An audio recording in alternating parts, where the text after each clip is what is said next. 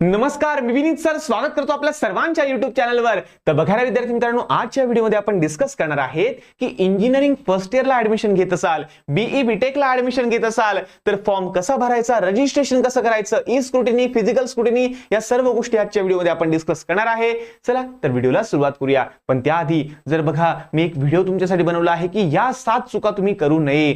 Form भरताना कोणकोणते विद्यार्थी कोणकोणत्या चुका करतात त्या सर्व गोष्टी मी तुम्हाला सांगितलेल्या आहे। तो व्हिडिओ नक्की पहा आणि त्याच्यानंतर हा व्हिडिओ पाहून तुम्ही घरी बसल्या आपलं फॉर्म भरू शकता, घरी बसूनच आपले सर्व डॉक्युमेंट सुद्धा व्हेरीफाय करू शकतात। मग यासाठी करायचं काय आहे, स्टेप बाय स्टेप आपण सर्व काही बघणार आहोत। पण हो, जर चॅनलवर नवीन असाल तर चॅनलला सबस्क्राइब करून द्या, बेल आयकॉनवर प्रेस करून द्या, हा व्हिडिओ जास्तीत जास्त मित्रांपर्यंत शेअर करून द्या आणि हो, आताच डाउनलोड करून घ्या विनीत ट्युटोरियल्स ऍप्लिकेशन, कारण ज्यावर तुम्हाला जे पण काही बेस्ट कॉलेजची लिस्ट आहे ही कॉलेजची लिस्ट सुद्धा मिळून जाईल। दुसरी गोष्ट, आपण इंजिनिअरिंग मॅथमॅटिक्स म्हणजे इंजिनिअरिंगला पहिल्या सेमिस्टरला जो तुमचा M1 नावाचा विषय असतो, सर्वात खतरनाक असतो, ठीक आहे ना, तो विषय आपण सुरुवात करणार आहोत आणि फ्री डेमो लेक्चर तुम्हाला आपल्या ऍप्लिकेशनवर मिळून जाईल। आणि DY2 युनिव्हर्सिटी वाल्यांनी तर रेडी होऊन जा, कारण तुमच्यासाठी M1 चा कोर्स नेक्स्ट वीक मध्ये येणार आहे। ठीक आहे, चला तर सुरुवात करायची प्रोसेसला। हो सर, चला तर आपण जाऊया आता आपल्या कॉम्प्युटर स्क्रीनकडे। तर विद्यार्थी मित्रांनो, सर्वात आधी तुम्हाला mahacet.org.in ऍडमिशन 2024-25 या वेबसाईटवर तुम्हाला यायचं आहे। याची लिंक मी तुम्हाला डिस्क्रिप्शन मध्ये देऊन देईल, ठीक आहे ना। चला तर आता तुम्हाला काय करायचं, याला स्क्रॉल डाऊन करायचं खाली आणि या ठिकाणी तुम्हाला बीई बीटेक न्यू हे तुम्हाला ऑप्शन दिसेल, यावर तुम्हाला क्लिक करायचं आहे। आता यावर क्लिक केल्यानंतर एक अशा प्रकारची विंडो तुमच्या समोर ओपन झालेली दिसेल, बरोबर आहे। चला तर या ठिकाणी तुम्ही रजिस्ट्रेशन केलं असेल तर आनंदाची गोष्ट आहे, आणि तुम्ही अजून सुद्धा रजिस्ट्रेशन केलं नसेल तर बघा बेटा, तुमची सर्वांना माहिती असेल की आपलं रजिस्ट्रेशन करायची लास्ट डेट आहे बेटा 24 जुलै 2024। आता बघा ह्या डेटच्या समोर तुम्हाला स्टार मार्क दिसतोय बेटा, ठीक आहे ना, म्हणजे याची डेट थोडीशी एक्सटेंड वगैरे होऊ शकते, बरोबर आहे। पण बघा तुम्हाला रजिस्ट्रेशन करावंच लागेल बेटा, कारण जो विद्यार्थी लिमिटच्या अगोदर म्हणजे लास्ट डेटच्या अगोदर पर्यंत रजिस्ट्रेशन करणार नाही अशा विद्यार्थ्यांना कॅप राऊंड मध्ये सहभागी होता येणार नाही। तर तुम्हाला रजिस्ट्रेशन करणं हे मस्ट आहे बेटा, ठीक आहे ना। तर लास्ट डेटच्या पहिलेच करून घ्या। आता डॉक्युमेंट नसेल तर काय करायचं यासाठी मी व्हिडिओ बनवला आहे, तो एकदा बघून घ्या, ठीक आहे। चला तर या ठिकाणी आता मी न्यू रजिस्ट्रेशन वर क्लिक करतो। आता न्यू रजिस्ट्रेशन वर क्लिक केल्यानंतर सर्वात आधी तुम्हाला तुमची योग्य ती माहिती इन्फॉर्मेशन फिल करावं लागेल। बघा की तुम्ही PCM ची सीईटी दिलेली आहे का, कारण तुम्हाला सर्वांना माहिती असेल की तुम्हाला इंजिनिअरिंगला ऍडमिशन घ्यायची असेल तर तुम्हाला PCM ची सीईटी देणं भाग आहे, बरोबर आहे, कंपल्सरी आहे, ठीक आहे। चला तर मी तर PCM ची सीईटी दिलेली आहे, तर मी या ठिकाणी यस लिहिल। त्यानंतर तुमच्या PCM च्या मार्कशीटवर बघा जो ऍप्लिकेशन नंबर होता तो ऍप्लिकेशन नंबर तुम्हाला या ठिकाणी टाकायचा आहे। बघा MST CETचं जे स्कोर कार्ड असेल त्या स्कोर कार्डवर तुम्हाला तुमचा ऍप्लिकेशन नंबर मिळून जाईल, तर या ठिकाणी तुमचा ऍप्लिकेशन नंबर टाका। त्यानंतर या ठिकाणी तुम्हाला तुमचा रोल नंबर टाकायचा आहे। बघा बेटा, ऍप्लिकेशन नंबर आणि रोल नंबर यामध्ये भरपूर फरक असतो बेटा, ठीक आहे ना। चला असो, तर या ठिकाणी ऍप्लिकेशन नंबर वरती आणि रोल नंबर खाली तुम्हाला टाकायचा आहे। त्यानंतर तुमची डेट ऑफ बर्थ काय आहे, ही डेट ऑफ बर्थ बघा जी मार्कशीटवर तुमच्या PCM च्या स्कोर कार्डवर आहे तीच तुम्हाला या ठिकाणी टाकायचं आहे। आणि या ठिकाणी चेक PCM CET डिटेल वर क्लिक केल्यानंतर तुम्हाला तुमचं नाव, तुमचा CET चे पर्सेंटाइल किती आले होते, कोणकोणत्या विषयामध्ये किती होते, हे सर्व काही तुम्हाला दिसून जाईल, ठीक आहे। चला आता विषय असा की सर तुम्ही का भरून दाखवत नाहीये, कारण बघा आता काय केलंय माहितीये का की युट्यूबने थोडं बॅन केलेलं आहे, अल्गोरिदम थोडं चेंज केलेलं आहे। मी ऑलरेडी एक व्हिडिओ बनवला होता पण युट्यूबने तो माझा रिमूव्ह करून टाकला। काय रिमूव्ह केला, कारण त्यामध्ये मी विद्यार्थ्याचे डिटेल्स टाकले होते आणि कोणत्याही विद्यार्थ्याचे डॉक्युमेंट्स किंवा डिटेल हे देणे म्हणजे थोडंसं गाईडलाईनच्या विरोधात आहे, आणि हे डिटेल मी थोडे वेगळे टाकले होते, पण ठीक आहे असो। तर तुम्हाला चेक PCM CET डिटेल वर क्लिक करायचं आहे, तुम्हाला तुमचं नाव वगैरे सर्व दिसून जाईल। आता have you appeared for PCB MST CET 2024 म्हणजे तुम्ही PCB ची CET दिलेली आहे का, जरी हो असेल तर यस करा, नाही असेल तर नो करा। मग सर PCB ची डिटेल का मागताय, तर बघा PCB च्या आधारितवर भरपूर सारे काही मेडिकल फील्डमध्ये जे आपण काही इंजिनिअरिंगच्या ब्रांचेस आहे त्यामध्ये तुम्ही ऍडमिशन घेऊ शकता। फॉर एक्झाम्पल झालं तर समजा बायोटेक्नॉलॉजी झालं, तर या ठिकाणी तुम्ही इंजिनिअरिंग करायची असेल ना तर PCB असेल तरी सुद्धा चालून जातं, ठीक आहे ना। चला असो, तर दिले असेल तर यस करा, नाही तर नो करा, ठीक आहे। चला आणि त्यानंतर I have read all the important instruction यावर क्लिक करायचं बेटा तुम्हाला, आणि पुढे तुम्हाला काय करायचं आहे, सबमिट करून द्यायचं आहे, ठीक आहे ना। चला तर या डिटेल वगैरे मी भरून घेतो आणि त्यानंतर पुढे आपण कंटिन्यू करू। तर विद्यार्थी मित्रांनो, आता मी संपूर्ण माहिती भरून म्हणजे PCM चा स्कोर कार्ड वगैरे सर्व काही करून मी सेव्ह अँड नेक्स्ट वर क्लिक केलेला आहे। तर बघा या ठिकाणी आता मला कॅन्डिडेट फुल नेम, या ठिकाणी मला कॅन्डिडेट म्हणजे विद्यार्थ्याचे, ज्या विद्यार्थ्याला ऍडमिशन घ्यायचं आहे त्याचं संपूर्ण नाव मला या ठिकाणी टाकायचं आहे। मग हे कसं टाकशाल, तर तुमच्या 12वीच्या मार्कशीटवर जसं नाव असेल, आता बघा आता माझं नाव काय आहे, विनीत संजय भावसार, पण माझ्या मार्कशीटवर माझं नाव कसं आहे, पहिले सरनेम आहे म्हणजे भावसार विनीत संजय असं माझं नाव आलेलं आहे मार्कशीटवर, ठीक आहे ना. तर मी त्याचनुसार जसं तुमचं नाव मार्कशीटवर आहे तसंच तुम्हाला या ठिकाणी टाकायचं आहे.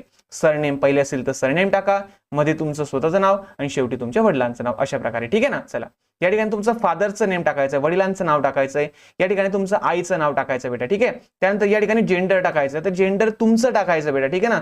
आता बऱ्याचशा माझ्या एका विद्यार्थिनीने काय केलं माहिती, काय एखाद्या मुलीने काय केलं, एक विद्यार्थी आहे माझी, तिने काय केलं, या ठिकाणी वडिलांचं नाव टाकलं. तर या ठिकाणी तिला असं वाटलं की जेंडर हे वडिलांचं विचारलं, आता वडिलांचं तर जेंडर मेलच असणार आहे ना. चला, तर हे जेंडर तुमचं टाकायचं बेटा, ठीक आहे ना. आणि या ठिकाणी परत जेंडरवर क्लिक करून मेल आहे का फिमेल आहे हे एकदा कन्फर्म करायचं बेटा, ठीक आहे. चला, त्यानंतर तुमचं डेट ऑफ बर्थ, तुमचं जन्म दिनांक या ठिकाणी टाकायचे आहे, सिलेक्ट करायची बेटा. त्यानंतर तुमची डेट ऑफ बर्थ परत कन्फर्म करायची आहे. त्यानंतर तुमचा रिलिजन, तुमचा धर्म कोणता बेटा, हिंदू मुस्लिम ख्रिश्चन वगैरे जे पण काय असेल ते क्लिक करायचंय. त्यानंतर रिजन, तुम्ही कुठे राहतात, रुरल मध्ये का अर्बन मध्ये. जर तुम्ही खेड्यापाड्यामध्ये म्हणजे ग्रामीण भागात राहत असाल तर तुम्ही रुरल वर क्लिक करा, आणि जर तुम्ही समजा शहरी भागात राहत असाल तर तुम्ही अर्बन वर क्लिक करा बेटा, ठीक आहे ना. आता मोस्ट ऑफ द विद्यार्थी अर्बन भागात राहतात, ठीक आहे ना, शहरी भागात राहतात, तर तुम्ही अर्बन वर क्लिक करायचं बेटा, ठीक आहे ना. चला, त्यानंतर बघा, आणि बरेचसे असे पण विद्यार्थ्यांना रुरल आणि अर्बन यामधला फरक माहिती नाही बरं. चला, नंतर अॅन्युअल फॅमिली इन्कम, तर बघा तुमचं जे अॅन्युअल बघा इन्कम सर्टिफिकेट आहे तुमच्या वडिलांचं, त्या वडिलांच्या इन्कम सर्टिफिकेटवर ती रेंज काय आहे, म्हणजे तुमचं उत्पन्न 50,000 ते 1 लाखाच्या दरम्यान आहे का 1 लाख ते 1.5 लाखाच्या दरम्यान आहे, ते सर्व जे पण काही असेल ना हे तुम्हाला या ठिकाणी तुम्हाला क्लिक करायचंय. त्यानंतर या ठिकाणी मातृभाषा मदर टंग तुमची कोणती आहे, तर जनरली मराठी असेल तर मराठी, हिंदी असेल तर हिंदी, म्हणजे जी पण काय असेल तुम्ही टाकू शकता. त्यानंतर नॅशनॅलिटी इंडियन तुम्हाला सिलेक्ट करायचं आहे. नंतर तुमचा डिटेल ऍड्रेस तुम्हाला टाकायचा आहे. या ओळीमध्ये पहिल्या ओळीमध्ये थोडासा ऍड्रेस टाका, दुसऱ्या ओळीमध्ये थोडासा ऍड्रेस टाका, तिसऱ्यात नाही बी टाकला तरी सुद्धा चालेल, कारण बघा बेटा ज्याच्यावर असं स्टार मार्क दिलेलं असतं ते तुम्हाला कंपल्सरी असतं बेटा, ठीक आहे ना. चला, असो तर पहिल्या 2 ओळी तुम्हाला भराव्या लागतील. त्यानंतर राज्य तुमचं कोणतं, महाराष्ट्र राज्य तुम्ही सिलेक्ट वगैरे करू शकता, जे पण काय असेल तुमचं, ठीक आहे ना. चला, असो. त्यानंतर तालुका कोणता आहे, जिल्हा कोणता आहे, ठीक आहे ना, म्हणजे जिल्हा समजा तुमचा, आता समजा मी जळगाव जिल्ह्याचा आहे, ठीक आहे ना. बघा जळगाव जिल्ह्याचे असाल तर एकदा येऊन भेटा, ठीक आहे. चला, त्यानंतर तालुका कोणता आहे तो तालुका सिलेक्ट वगैरे करा. त्यानंतर विलेज कोणता आहे ते एकदा सिलेक्ट करू शकता तुम्ही, ठीक आहे ना. म्हणजे जे पण काही गोष्टी असेल त्या तुम्हाला हळूहळू सिलेक्ट वगैरे करायच्या आहे आणि पुढे जायचं आहे. त्यानंतर पिन कोड तुमचा काय आहे, हा पिन कोड टाकायचा आहे. टेलिफोन नंबर, इथे स्टार दिसतोय का तुम्हाला, नाही, ज्या ठिकाणी स्टार नाही त्याला नाही पण भरलं तरी सुद्धा चालून जातात. त्यानंतर या ठिकाणी तुम्हाला तुमचा मोबाईल नंबर टाकायचा बेटा, आणि हो एक गोष्ट कायम लक्षात घ्या, मोबाईल नंबर या ठिकाणी टाकायचा आहे. त्यानंतर ईमेल आयडी या ठिकाणी टाकायचा आहे. तर मोबाईल नंबर आणि ईमेल आयडी असा द्या बेटा की जो चालू कंडिशन मध्ये आहे, ठीक आहे ना. मग तुम्ही म्हणशाल की सर माझा मोबाईल नंबर मग मी भविष्यात घेणार आहे, माझ्याला तर रिचार्जच नाहीये, तर बघा ज्या मोबाईल नंबरवर रिचार्ज पण असेल, जो चालू पण असेल, असा नंबर तुम्हाला या ठिकाणी टाकायचा आहे. का, कारण या ठिकाणी ओटीपी येतो बेटा, तो ओटीपी येईल किंवा येईल तो ओटीपी ज्यावेळेस तुम्ही हा नंबर वगैरे प्रॉपर टाकशाल त्यावेळेस, ठीक आहे ना. चला, असो ईमेल आयडी प्रॉपर टाका. त्यानंतर चूज युअर पासवर्ड, तुम्हाला तुमचा पासवर्ड सिलेक्ट करायचा आहे. तर पासवर्ड तुमचा कमीत कमी 8 अक्षरी आणि जास्तीत जास्त 13 अक्षराचा असला पाहिजे, ज्यामध्ये एक कॅपिटल लेटर पाहिजे, एक स्मॉल लेटर पाहिजे, एक नंबर पाहिजे आणि एक सिम्बॉल पाहिजे बेटा, ठीक आहे ना. सिम्बॉल असणं गरजेचं आहे, ठीक आहे ना. सिम्बॉल पण पाहिजे, एक अप्पर लेस म्हणजे एक कॅपिटल लेटर पाहिजे, एक लोअर लेवल पाहिजे. आता तुम्ही काही पण टाकू शकता, तुमचं नाव, बर्थ डेट, ऍड्रेट, फेडरेट, जे पण काही सिम्बॉल वगैरे असेल ते तुम्ही टाकू शकता, ठीक आहे ना, तुमची इच्छा. आणि तोच सेम पासवर्ड तुम्हाला खाली प्रॉपर परत एकदा टाकायचा आहे, ठीक आहे ना, कन्फर्म करायचा आहे. आणि नंतर हा जो कॅप्चा कोड तुम्हाला दिलेला बेटा, हा कॅप्चा कोड परत तुम्हाला या ठिकाणी फिल करायचा आहे आणि सेव्ह अँड प्रोसीड वर क्लिक करायचं बेटा, ठीक आहे ना. चला, तर या ठिकाणी आता आपला ओटीपी आलेला आहे, तो ओटीपी टाकून मी याला व्हेरीफाय ओटीपी वर क्लिक करून देतो बेटा, ठीक आहे ना. चला, असो तर व्हेरीफाय ओटीपी वर क्लिक केल्यानंतर आता आपली संपूर्ण विंडो ओपन होईल, आणि विंडो ओपन झाल्यानंतर तुम्हाला या ठिकाणी खाली स्क्रॉल डाऊन करायचं आहे आणि proceed to complete the application form यावर तुम्हाला क्लिक करायचं आहे, ठीक आहे ना. चला, असो मग परत तुम्हाला काय करायचं आहे, या ठिकाणी ऍप्लिकेशन आयडी टाकायचा आहे, पासवर्ड टाकायचा आहे, आणि हे सर्व टाकल्यानंतर तुम्हाला कॅप्चा कोड टाकून साइन इन करून घ्यायचं आहे, ठीक आहे. चला, तर बघा विद्यार्थी मित्रांनो, आता या ठिकाणी तुम्हाला सर्वात आधी फिजिकल स्क्रुटिनी आणि ई स्क्रुटिनी हे तुम्हाला ऑप्शन निवडावं लागेल, कारण बघा हे निवडल्याशिवाय तुम्हाला पुढे जाता येणार नाही. तर फिजिकल स्क्रुटिनी म्हणजे काय, की तुम्हाला संपूर्ण फॉर्म तुम्हाला घरी बसून भरायचा आहे, आणि त्यानंतर सर्व डॉक्युमेंट्स अपलोड केल्यानंतर हे सर्व डॉक्युमेंट्स घेऊन तुम्हाला फॅसिलिटेशन सेंटरला जावं लागेल. म्हणजे जे सेंटर तुम्ही निवडशाल ना त्या सेंटरला तुम्हाला जावं लागेल, सर्व डॉक्युमेंट्स दाखवावं लागेल, आणि मग कन्फर्म वगैरे सर्व काही होऊन जाईल. पण बघा हे कोणी निवडायचं, ज्याची डॉक्युमेंट्स क्लिअर नसेल किंवा काही प्रॉब्लेम वगैरे असेल, तर अशा विद्यार्थ्यांनी फिजिकल स्क्रुटिनी हा ऑप्शन निवडू शकता. पण ज्या विद्यार्थ्याचे सर्व डॉक्युमेंट्स अवेलेबल आहे त्या विद्यार्थ्यांनी ई स्क्रुटिनी मोड या ऑप्शनवर क्लिक करायचं बेटा, कारण ई स्क्रुटिनीवर निवडल्यानंतर तुम्हाला कुठेही जाण्याची गरज नाही. तुम्ही घरी बसूनच आपला फॉर्म भरू शकता, त्याला ऑनलाईन व्हेरीफाय सुद्धा करू शकता. तुम्हाला कुठेही जाण्याची गरज नाही. ठीक आहे, चला तर आता बघा मला तर सर्व गोष्टी माहिती आहे, ठीक आहे ना, कारण आपण सबस्क्राईब केला आहे विनीत सर या युट्यूब चॅनलला, जिनी सर्व माहिती आपल्याला मिळत राहते. ठीक आहे ना, चला तर मी ई स्क्रुटिनीवर सिलेक्ट करतो, जेणेकरून आता माझा फॉर्म पुढे जाईल. आता मला कुठेही जायची गरज नाही, घरून बसल्या बसल्या माझे सर्व डॉक्युमेंट्स वगैरे व्हेरीफाय होणार आहे. ठीक आहे ना, चला तर ई स्क्रुटिनी या मोडवर मी क्लिक केलेलं आहे. तर बघा सर्व डॉक्युमेंट्स आपल्यालाच अपलोड करावे लागतात, आणि जर समजा तुमच्या फॉर्म मध्ये काही चुकी झालीच तर तुम्हाला डिस्क्रिपन्सी सुद्धा येते. ठीक आहे ना, तर सर्व काही गोष्टी घरी बसूनच होता, तर काही टेन्शन घ्यायची गरज नाही बाळांनो. ठीक आहे ना, चला तर यानंतर तुम्हाला एक अशा प्रकारची विंडो ओपन झालेली दिसेल. तर आता तुम्हाला काय करायचं, तुमचा फॉर्म तुम्हाला पुढे भरायचा आहे. ठीक आहे ना, बघा रजिस्ट्रेशन तुमचं झालेलं आहे. आता बघा पूर्ण फॉर्म तुम्हाला भरायचा आहे, डॉक्युमेंट्स अपलोड करायचे आहे. ठीक आहे ना, चला तर खाली स्क्रॉल डाऊन करायचं आणि खाली तुम्हाला दिसेल proceed to complete application form. तर यावर क्लिक केल्यानंतर तुम्हाला एक अशा प्रकारची विंडो ओपन झालेली दिसेल. ठीक आहे, चला तर या ठिकाणी सर्वात आधी तुम्हाला हे टाइप्स ऑफ कॅन्डिडेट हे तुम्हाला निवडायचं आहे. मग आता हे कसं निवडायचं, तर बघा बेटा या ठिकाणी काय सांगितलेलं आहे की तुमची 10वी आणि 12वी किंवा डिप्लोमा झाला असेल तर डिप्लोमा. ठीक आहे ना, हे जर महाराष्ट्रातूनच झालं असेल आणि तुम्ही महाराष्ट्रामध्ये जन्मले असेल तर तुम्हाला टाईप ए वर क्लिक करायचं बेटा. बघा यासाठी दोन कंडिशन आहे, एक तर तुम्ही 10वी झालं 12वी झालं किंवा डिप्लोमा असो हे तुम्ही महाराष्ट्रातूनच केला पाहिजे, आणि दुसरी गोष्ट तुमचा जन्म हा महाराष्ट्रात झाला पाहिजे, तर तुम्हाला टाईप ए वर क्लिक करायचं आहे. जर समजा दुसरी गोष्ट बघा, आता दुसरं टाईप काय आहे, a candidate who does not fall in type A but. आता बघा ज्या विद्यार्थी समजा ज्याचा जन्म महाराष्ट्रात झाला नसेल पण ज्याची आई आणि वडील किंवा आई किंवा वडील दोघांचं डोमिसाईल जर समजा महाराष्ट्रातलं असेल तर तुम्हाला टाईप बी वर क्लिक करायचं बेटा. बघा तर हे डिपेंड करतं ज्याच्यावर. ठीक आहे ना, जर तुम्ही महाराष्ट्रातले असाल, तुमचा जन्म पण महाराष्ट्रात झाला आणि तुमच्या 10वी 12वी सुद्धा महाराष्ट्रात केली तर ए वर क्लिक करा. आणि तुमचा जन्म जर समजा महाराष्ट्राच्या बाहेर झाला असेल पण तुमच्या आई वडिलांचा मात्र महाराष्ट्रात झाला असेल किंवा काही असेल तर तुम्ही टाईप बी वर क्लिक करू शकता. त्याच पद्धतीने बघा जे पण काही बाकीच्या गोष्टी आहेत त्याच्यावर तुम्ही टाईप सी टाईप डी हे तुम्ही प्रॉपर वाचून घ्या बेटा, आणि त्यानंतर तुम्ही क्लिक करा. आणि हो जर तुम्ही अदर दॅन महाराष्ट्र महाराष्ट्राचे बाहेरचे असेल बरोबर आहे पण भारताचे असेल तर तुम्ही OMS वर क्लिक करू शकता. जम्मू काश्मीर वाले याच्यावर क्लिक करू शकता. त्यानंतर समजा फॉरेन वाले स्टुडंट असेल तर ते फॉरेन वर क्लिक करू शकता. तर हे डिपेंड करतं ज्याचं त्याचं. ठीक आहे ना, तर या ठिकाणी मी टाईप ए वर क्लिक करतो आणि पुढे जातो. ठीक आहे ना, चला सो सेव्ह अँड प्रोसीड वर मी क्लिक केलं तर या ठिकाणी बघा बेटा तुम्हाला टाईप एचं आता बघा या ठिकाणी तुम्हाला डॉक्युमेंट सुद्धा अपलोड करावे लागतील. तर टाइप्स ऑफ डॉक्युमेंट रिक्वायर्ड, तर सर्वात सिलेक्ट डॉक्युमेंट वर मी क्लिक केलं तर बघा तुमच्याकडे एकतर बर्थ सर्टिफिकेट असलं पाहिजे, डोमेसाईल सर्टिफिकेट असलं पाहिजे किंवा स्कूल लिव्हिंग असलं पाहिजे. तर बघा मॅक्सिमम विद्यार्थ्यांकडे डोमेसाईल असेल बरोबर आहे, तर तुम्ही डोमेसाईल वर सुद्धा क्लिक करू शकता किंवा आपलं लिव्हिंग सर्टिफिकेट सुद्धा चालेल बरोबर आहे. चला पण माझ्याकडे डोमेसाईल आहे तर मी डोमेसाईल वर क्लिक करतो. त्यानंतर बघा की SSC कुठून तुम्ही पास आउट झाले आहे, कोणत्या जिल्ह्यामधून तुम्ही 10वी पास आउट झाले आहे, 10वी बरं. चला तर यावर तुम्ही जिल्हा करा तर मी जळगाव करतो. त्यानंतर बघा select district from which candidate has pass HSC किंवा डिप्लोमा, म्हणजे तुमचा डिप्लोमा किंवा तुमची 12वी कोणत्या जिल्ह्यातून झालेली आहे, ही सुद्धा जळगावमधून झालेली आहे. त्यानंतर बघा सिलेक्ट तालुका, तालुका कुठून झालेला आहे तर तालुकावर तुम्ही क्लिक करा, सर्व माहिती तुम्हाला भरायची. त्यानंतर तुम्ही कोणत्या कॅटेगरीमधून बिलॉंग करता, तर समजा मी आता बिलॉंग करतो समजा NT मधून बरोबर आहे किंवा NTC जे पण कॅटेगरी ओपन असेल, SC असेल ST असेल तुम्हाला हे निवडायचं आहे. त्यानंतर सेव्ह अँड प्रोसीड वर क्लिक करायचं आहे. आता या ठिकाणी मी NTB ही कॅटेगरी निवडल्यानंतर बघा बेटा या ठिकाणी काय झालेलं आहे की select caste to which you belong, तर तुम्ही कोणत्या कास्टचे आहात तर या ठिकाणी तुमची कास्ट शोधायची आहे. ठीक आहे ना, या कास्टवर तुम्हाला क्लिक करायचं आहे. ठीक आहे, त्यानंतर तुमचं जात वैधता प्रमाणपत्राची स्थिती म्हणजे तुमचं कास्ट सर्टिफिकेटचं स्टेटस काय आहे, कास्ट व्हॅलिडिटीचं स्टेटस काय आहे. ठीक आहे ना, चला असो सिलेक्ट कास्ट. आता कास्ट आहे का तुमच्याकडे, तर असेल तर अवेलेबल करा किंवा जर समजा तुम्ही टाकलं असेल किंवा तुमच्याकडे रिसिव्ह वगैरे असेल तर त्याच्यावर तुम्ही क्लिक करू शकता. बघा जर तुमच्याकडे अवेलेबल आहे तर अवेलेबल क्लिक करा किंवा तुमच्याकडे तुम्ही अप्लाय केलेलं आहे पण अजून रिसिव्ह झालेलं नाहीये,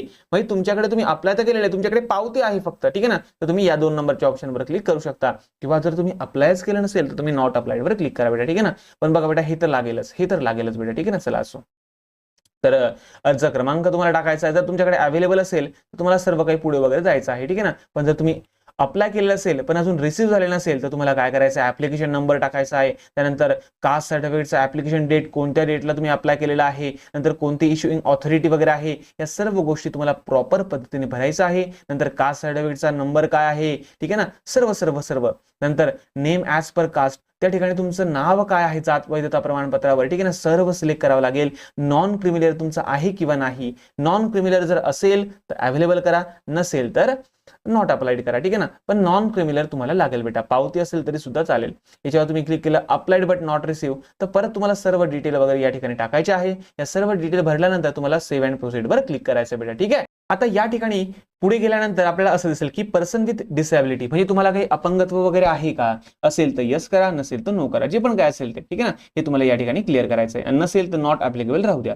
नंतर is parent a defence personnel, म्हणजे तुमचे वडील हे समजा डिफेन्स वगैरे मध्ये होते का, आर्मी नेव्ही वगैरे अशा काही मध्ये होते का, असेल तर यस करा, म्हणजे तुम्हाला एक सर्व्हिसमॅन वगैरे होते का, काय नेमकं आहे ते क्लिक करा, नसेल तर नॉट ऍप्लिकेबल करा. तुमचं उत्पन्न तर आपलं इथं आहेच. त्यानंतर TFWS ला तुम्हाला यस करायचं आहे किंवा नाही. तर बघा TFWS चं संपूर्ण महत्व मी तुम्हाला समजावून सांगितलेलं आहे. याचा डिटेल व्हिडिओ तुम्ही बघू शकता, ठीक आहे ना. आता मला तर यस करायचं, कारण मला याचे सर्व बेनिफिट माहिती आहे. एकदा बघून घ्या की याचे बेनिफिट काय, याचे डिसएडव्हान्टेज काय, हे सर्व बघून घ्या बेटा. त्यानंतर तुम्ही अनाथ आहेत का, असेल तर यस, नसेल तर नो करा बेटा, ठीक आहे ना. कारण बघा अनाथ विद्यार्थ्यांसाठी सुद्धा गव्हर्नमेंटची विशेष स्कॉलरशिप आहे, तुम्हाला सर्वांना माहिती असेलच. त्यानंतर नसेल माहिती तर हळूहळू येईल बेटा, टेन्शन घेऊ नका. Do you belong to minority candidate, आता मायनॉरिटी मध्ये तुम्ही आहात का, असेल तर यस करा, नसेल तर नो करा, ठीक आहे ना. अल्पसंख्याक, ठीक आहे ना, चला असो तर नो. मायनॉरिटी मध्ये आपण नाही, ठीक आहे ना, चला असो तर सेव्ह अँड प्रोसीड वर क्लिक करा. आता हे केल्यानंतर पुढे बघा, आता तुम्हाला काय करायचं, 10वीचं बोर्ड सिलेक्ट करायचंय की 10वी तुमचं कोणत्या बोर्डातून झालं होतं. आता बघा इथं महाराष्ट्र स्टेट बोर्डमधून झालं होतं, तर मी महाराष्ट्रावर क्लिक केलं. नंतर पासिंग इयर कोणतं होतं, नंतर तुमचा 10वीचा सीट नंबर कोणता होता हे टाकायचं आहे. त्यानंतर 10वीचे मॅथ्स मध्ये मार्क किती मिळाले, मार्क टाकायचे बेटा, पर्सेंटेज नाही टाकायचे. 10वीचे मिळालेले मार्क, मग 100 पैकी इथे समजा 100 आहे तुमचं, तर 100 पैकी तुम्हाला किती मिळाले ते इथे टाका. मग 100 पैकी तुम्हाला किती मिळाले ते इथे टाका. 100 पैकी इंग्लिशमध्ये किती मिळाले ते इथे टाका. मग असं करून इथे तुम्ही समजा टोटल तुम्हाला किती मार्क मिळाले बघा बेटा. टोटल तुमचं असतं 500 पैकी, बरोबर ना. आणि 500 पैकी तुम्हाला किती मार्क मिळाले हे तुम्हाला या ठिकाणी टाकायचं. समजा 300, 350, 400 जे पण काही मार्क असेल तुम्हाला इथे टाकायचे, तुमची पर्सेंटेज वगैरे या ठिकाणी येऊन जातील, ठीक आहे ना. चला असो तर त्यानंतर तुम्हाला बघा क्वालिफाईंग एक्झाम तुम्ही 12वी दिलेली आहे का डिप्लोमा दिलेला आहे, किंवा डिव्होक म्हणजे व्होकेशनल कोर्समध्ये तुम्ही डिप्लोमा केला आहे, तर जे पण काही केलं असेल त्याच्यावर तुम्ही क्लिक करायचं. तर समजा मी HSC वर क्लिक करतो, ठीक आहे ना. तर HSC वर क्लिक केल्यानंतर इंडियामध्ये केलेलं आहे का अब्रॉडला केलेलं आहे, तर मी भारतामध्येच केलेलं आहे. नंतर 12वीचं बोर्ड कोणतं आहे, महाराष्ट्राचं स्टेट बोर्ड तुम्हाला निवडायचं आहे. पासिंग इयर कोणत्या वर्षी तुम्ही पास झाला आहात, तर 2024 ला पास झाला असेल तर 2024, किंवा त्याच्या अगोदर पास झाला असेल तर 2023, जे पण काय असेल ते. नंतर 12वीचा सीट क्रमांक, बरोबर आहे, तुमचा HSCचा सीट नंबर तुम्हाला या ठिकाणी टाकायचा आहे. त्यानंतर कॅन्डिडेटचं मदर नेम, तुमच्या आईचं नाव तुमच्या मार्कशीटवर काय होतं हे तुम्हाला या ठिकाणी टाकायचं बेटा. बघा आईचं नाव तुम्हाला या ठिकाणी टाकायचं आहे. पुढे HSC मार्कशीटवर बघा कॅन्डिडेटचं नेम काय आहे, म्हणजे तुमचं नाव 12वीच्या मार्कशीटवर कसं दिलेलं आहे हे सर्व तुम्हाला पूर्ण नाव टाकायचं आहे. जसं मी तुम्हाला सांगितलं भावसार विनीत संजय असं तुम्हाला टाकायचं बेटा. आणि त्यानंतर गेट HSC डाटावर क्लिक केलं की तुम्हाला संपूर्ण डाटा या ठिकाणी मिळून जाईल. मग HSC पास आहे तर पासवर क्लिक करा, फेल आहे तर आता पास असेल ना, फेल तर नसेल तुम्ही, ठीक आहे ना. तर पासवर क्लिक करायचं तुम्हाला आणि तुम्हाला पुढे जायचं आहे. त्यानंतर फिजिक्सला किती मार्क होते, मॅथमॅटिक्सला किती मार्क होते, केमिस्ट्रीला किती मार्क होते, किती पैकी होते हे सर्व टाकायचं आहे. पर्सेंटेज वगैरे सर्व येऊन जाईल तुमचं, ठीक आहे ना. चला असो तर या ठिकाणी सर्व डाटा फिल केल्यानंतर तुम्हाला सेव्ह अँड प्रोसीड वर क्लिक करायचं आहे. चला तर या संपूर्ण डिटेल आता मी भरलेल्या आहे. तर या ठिकाणी मी पुढे सेव्ह अँड नेक्स्ट वर क्लिक केल्यानंतर बघा सेव्ह अँड प्रोसीड वर क्लिक केल्यानंतर have you appeared for JEE main, म्हणजे JEE मेन साठी तुम्ही पात्र आहात का, तर यस असेल तर यस करा, नो असेल तर नो करा बेटा, ठीक आहे ना. तर चला तर मी JEE वगैरे काही दिली नव्हती तर या ठिकाणी मी नो करतो बेटा, ठीक आहे. चला आणि त्यानंतर बघा हॅव यू अपिअर्ड फॉर नीट, तर नीट दिली असेल तर यस करा, नो असेल तर नो करा बेटा. आता बघा एक सांगतो बाळांनो तुम्हाला, जर तुम्ही JEE मेनची एक्झाम दिली असेल ना आणि जर त्याला चांगल्यापैकी तुमच्या बऱ्यापैकी पर्सेंटाईल असेल समजा, तो बी यसवर क्लिक करा बेटा. का, कारण याचं कारण तुम्हाला सांगतो, कारण महाराष्ट्रामध्ये 15%, 15% अशा सीट्स असतात ज्या ऑल इंडिया सीट्स असतात, म्हणजे ज्या भरल्या जातात JEE मेनच्या पर्सेंटाईल नुसार.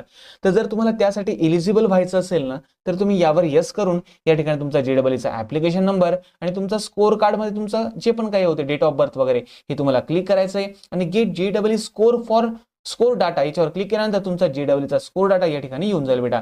जर दिले असेल तर नक्की टाका, नसेल तर नो करून द्या, क्लिअर, ठीक आहे ना. चला असो सेव्ह अँड प्रोसीड वर क्लिक केल्यानंतर आता या ठिकाणी तुम्हाला तुमचा फोटोग्राफ अपलोड करायचा आहे. आता बघा सर्वात आधी तुम्हाला तुमचा फोटो प्रॉपर असला पाहिजे बेटा, क्लिअर असला पाहिजे. बघा तुम्हाला एक काम करायचं आहे, तुमच्या फोटोचा काय करायचं, तुमचा पासपोर्ट साईज फोटो असेल ना त्याचा मोबाईलने ॲडॉब स्कॅन किंवा वेगवेगळे जे स्कॅनर वगैरे असेल ना त्याच्याने प्रॉपर त्याला स्कॅन करून घ्या, व्यवस्थित प्रॉपर करा. बघा म्हणजे सिलेक्टवर मी क्लिक केलं, फोटोग्राफवर मी क्लिक केलं, तर यानंतर तुम्हाला तुमच्या याच्यामध्ये लॅपटॉपमध्ये किंवा कॉम्प्युटरमध्ये तुम्हाला सेव्ह करून घ्यायचं आहे. मग ओपन म्हणून ज्या ठिकाणी तुमची ती फाईल असेल त्या फाईलवर तुम्हाला क्लिक करायचं आहे आणि त्याला ओपन करून घ्यायचं आहे. ठीक आहे, चला असो. त्यानंतर या ठिकाणी अपलोडवर क्लिक केल्यानंतर तो फोटो अपलोड होऊन जाईल. तुम्हाला जर वाटतं की त्या फोटोला काही क्रॉप करायचं आहे तर तुम्ही क्रॉप या ऑप्शनवर क्लिक करून त्याला प्रॉपर क्रॉप वगैरे करू शकता आणि प्रॉपर क्रॉप झाला की नंतर मग तुम्ही त्याला अपलोड वगैरे करू शकता. ठीक आहे, चला. त्यानंतर त्याच पद्धतीने हे फोटोग्राफ अपलोड झाल्यानंतर परत सिग्नेचरवर क्लिक करायचं आहे. मग सिग्नेचरला ओपन करायचं आहे. सेम टू सेम सिग्नेचर सुद्धा तुम्हाला या ठिकाणी अपलोड वगैरे करायची आहे. ठीक, आता फोटो आणि सिग्नेचर अपलोड केल्यानंतर तुम्हाला सेव्ह अँड प्रोसीडवर क्लिक करायचं बेटा. ठीक आहे ना. आता बघा या ठिकाणी तुम्हाला संपूर्ण डॉक्युमेंट्स अपलोड करायचे आहे. बघा सर्वात पहिले आपलं कास्ट ऑफ इंडियन नॅशनॅलिटी म्हणजे तुमची नॅशनॅलिटी अपलोड करायचं आहे. यासाठी या अपलोडवर या ॲरोवर क्लिक करायचं. त्यानंतर तुमचं बघा या ठिकाणी बारकोड. आता बघा तुमचं जे डॉक्युमेंट्स असेल बेटा, ठीक आहे ना, त्या डॉक्युमेंट्स जर तुम्ही बघितलं ना बेटा, तर या ठिकाणी तुम्हाला आहे ना, बघा 2 मिनिटं, बघा या ठिकाणी तुम्हाला काय दिसेल माहिती का, बघा एक बारकोड दिसेल आणि या बारकोडच्या खाली जो नंबर असतो, बघा मी बारकोडच्या खाली म्हणतोय बरं, या बारकोडच्या खाली हा जो नंबर असतो तुमचा, हा नंबर तुम्हाला प्रॉपर व्यवस्थित बघायचा आहे आणि या ठिकाणी तुम्हाला एंटर करायचं. बघा enter barcode ID from your certificate. तुमच्या सर्टिफिकेटवर असलेला बारकोड आयडी तुम्हाला या ठिकाणी टाईप करायचा आहे. नंतर परत सेम तसंच या ठिकाणी ओपन करायचं आहे. नंतर जे पण डॉक्युमेंट्स तुम्ही निवडलं असेल त्या डॉक्युमेंट्सवर क्लिक करून तुम्हाला या ठिकाणी ओपन करून सर्व काही तुम्हाला ते सबमिट करायचं आहे. ठीक आहे, त्याच पद्धतीने बाकी सर्व डॉक्युमेंट्स तुम्हाला एक एक करून तुम्हाला अपलोड वगैरे करायचे आहे. त्यासोबतच बघा डोमेसाईल सर्टिफिकेट असेल तर डोमेसाईलवर क्लिक करा. नंतर तो जो बारकोड नंबर असेल हा बारकोड तुम्हाला या ठिकाणी टाकावा लागेल. ठीक आहे ना, चला. त्यानंतर तुम्हाला हे तुम्ही कुठून काढलं, काय काढलंय, सर्व डिटेल्स तुम्हाला टाकावं लागेल बेटा. त्यावेळेस तुमचं सबमिट होणार आहे. बघा हे कास्ट सर्टिफिकेट असेल तर कास्ट सर्टिफिकेटवर बघा बेटा एंटर बारकोड आयडी. आता कास्ट सर्टिफिकेटवर बघा बेटा या ठिकाणचा हा जो बारकोड आयडी असेल हा तुम्हाला त्या ठिकाणी टाकायचा आहे. बस सेम आहे बेटा, बाकी तसं काही नाहीये. नंतर इश्युइंग ऑथॉरिटी हे तुम्ही कुठून काढलेलं आहे, तर जनरली कास्ट सर्टिफिकेट हे आपण सब डिव्हिजनल ऑफिसर कडून काढतो. तर तुमच्या सर्टिफिकेटवर काय करायचं माहिती आहे का, बघा हे खालती बघा दिसतंय का, असं तुमचं कास्ट सर्टिफिकेट असेल ना तर या ठिकाणी बघा सब डिव्हिजनल ऑफिसर म्हणजे हे तुम्ही कुठून काढलेलं आहे, सब डिव्हिजनल ऑफिसर कडून काढलेलं आहे. तर या ठिकाणी सब डिव्हिजनल ऑफिसर तुम्ही सिलेक्ट करा.